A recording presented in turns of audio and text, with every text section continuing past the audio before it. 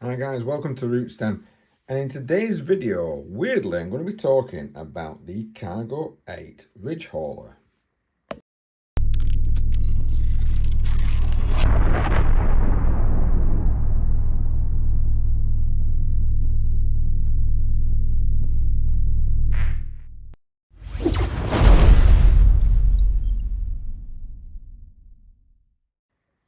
Hi there folks, thank you very much for joining me today.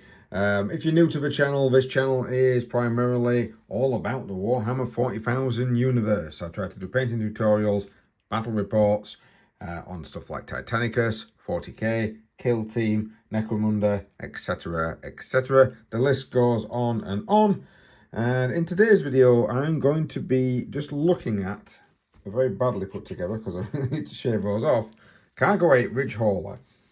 And it's a very odd reason why I'm talking about this particular model. And it's mainly because I've seen a lot of hate for this unit online. Now, as you can see, my Cargo 8 isn't finished by a long means. I've even got a trailer still to put together. And I do need to take off some of the bit of flash and a little bits of remnants of sprue from the edges. But the reason I'm wanting to talk about it is because I've seen a lot of people hating this particular model, especially online, saying that it's very expensive, saying that it's not worth the actual cost. And I'm kind of doing a video really just to try and counter that argument. And the reason I'm wanting to counter that argument is because I actually think myself the Cargo 8 for a Warhammer 40k Games Workshop kit is a really good kit and is worth its cost. Now, I'm not necessarily defending the cost that Games Workshop is charging.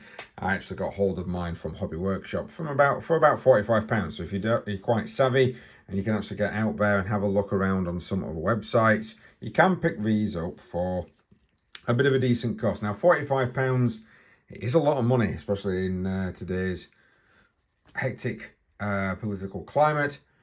It's not cheap, but the reason I'm defending it, and normally I won't do, because normally I wouldn't want to spend £45 just on a vehicle.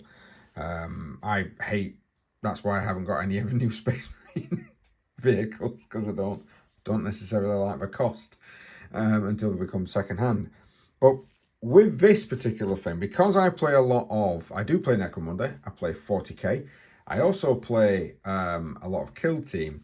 This vehicle is going to be in all three of those games.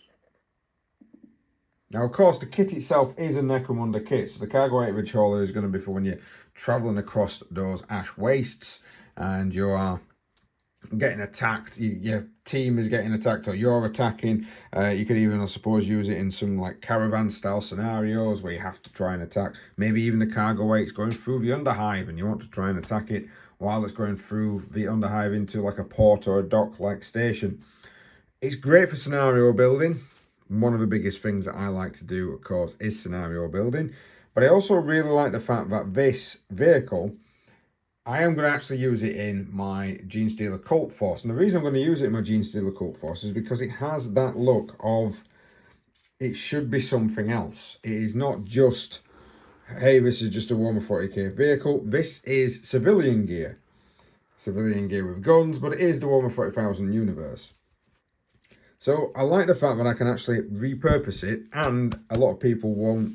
If I'm using it, especially again, scenario playing, if I'm using it in my Genestealer Cult Force, a lot of people's not going to question the fact that this particular thing is actually in a Genestealer Cult Force, because, hell, even some of the guys are all masked up.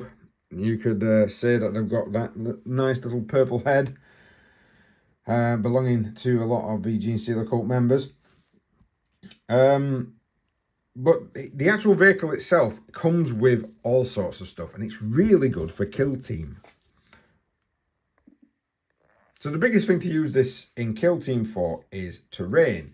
So the vehicle itself, this is what I'm kind of trying to get at, is not, I mean, I haven't got anything here really glued in. Don't get me wrong, I've got the canopy ready to take off, but that's because I'm wanting to glue. I wanted to paint. I'm not wanting to glue. I'm wanting to paint the guys separately on the inside. So these fit in quite nicely. I've managed to just plonk them in there. And of course, you can take all of these guys out so that I can paint them individually before going in. If it was just like a canopied one, I wouldn't bother.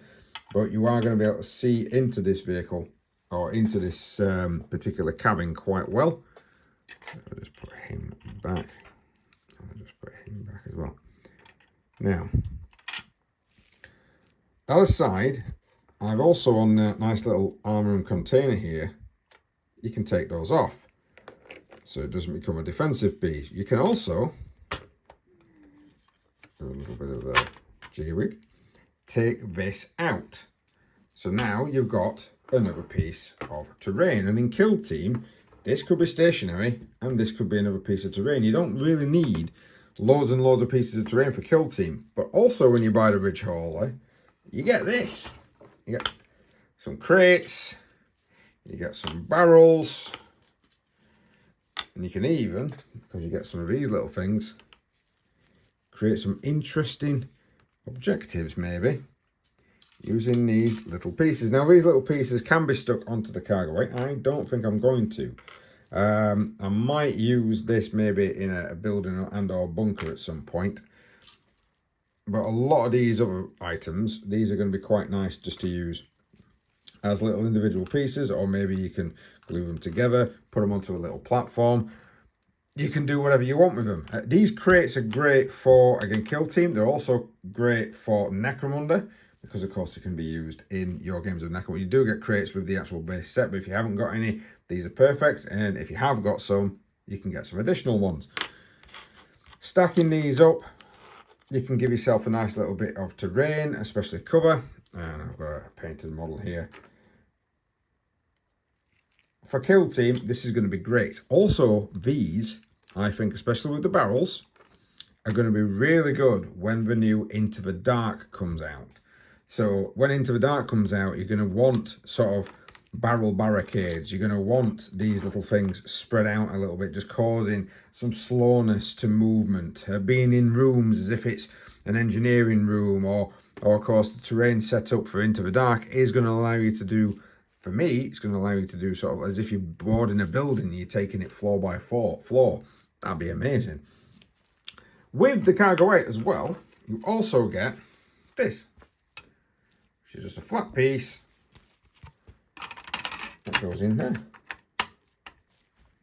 And then all this lot can go in here as well. So you've instantly turned it into a different type of vehicle. Again, scenario-wise, for 40k, it could be a Ministratum sort of vehicle running across jungles or ash wastes, or even cities trying to get supplies to Imperial forces. You could even count it, I suppose, as a count as Chimera. Maybe even give it the open-topped type of keyword, allowing people, you know, knocking the armor save down a little. You can do pretty much whatever you want with this vehicle. It's a great kit. Now, I'm not going to convince everybody to go out and buy a Ridgehauler based on my personal opinions. My personal opinions are a little biased because effectively I have got this to use in Necromunda. I've also got this to use in Kill Team as a piece of terrain. And I've also got this in 40k to use as part of my Gene Stealer Cult and or Imperial Guard army. This is why I think this cargo weight Ridgehauler is probably one of the best value units you can buy from Games Workshop at this moment in time. It's a nice kit, don't get me wrong. These bits here, all I'm falling out, all this bit was a pain in the backside to put together. But after you've done that bit, the rest of it simply is quite easy. A lot of it is quite static. You're not really messing around too much. And it goes together quite well. And you're not having to hold particular pieces together while you're waiting for something else to glue, because that's always a bit of a pain in the backside. Don't get me wrong, when this is all glued together, finally, that will be on top there. And of course, I'm not going to be able to get access to my drivers, but it doesn't matter. Sometimes even in Kill Team, you just pretend they've been shot in the head and they're dead, don't you? We all pretend, we all play with toy soldiers. Don't get me wrong, I also got the Ridgehauler trailer, which comes with another crate, so it actually comes with even more of these, and I think that's about £25 from Hobby Workshop. And I bought myself another set of these crates. So because of that, because I bought the Ridgehauler and I actually got this, and I bought another Ministratum set of crates, which comes with 3 crates and a bunch, and I mean a serious bunch, of the barrels and more crates, and of course more of the armour and containers. So that will now give me a standing total of 5 armour and containers. Don't get me wrong, there's some cheaper ones because I have bought some from TT Combat. I'll give them a bit of a name drop as well. But I think I got all of that for less than £100, and all of that, once it's ready and painted up, will give you a fantastic piece of Kill Team terrain, which I am going to use one day on one of my videos, although it'll probably not be anytime soon because I'm really slow at this moment in time in cracking through stuff. Really am slow at cracking through stuff. I'm also quite slow at getting printing tutorials out there, so I do apologise to all the fans of my battle reports, but more will be coming. And that's it. It's mainly just me doing a little bit of a rant of this piece of grey plastic, where just trying to defend it a little bit from the naysayers. I hope you enjoyed the content. Don't get me wrong, I don't do this all the time. I do other stuff, like, as you've seen, sort of painting tutorials. Although I'm not doing a painting tutorial on these guys. You know, we've got some Necromunda games coming out soon. We've even, it's not finished, but we even do some Titanicus on this channel. So if you do like our content, please consider liking, sharing, subscribing, and all the good things that you can do to people that are on YouTube, and of course trying to do all the things you can do to try and support some of your favourite creators and content creators on here. Thank you very much for watching, guys. I know it's been a really random one, but I kind of did need to get it off my chest. Thank you. We'll see you next time.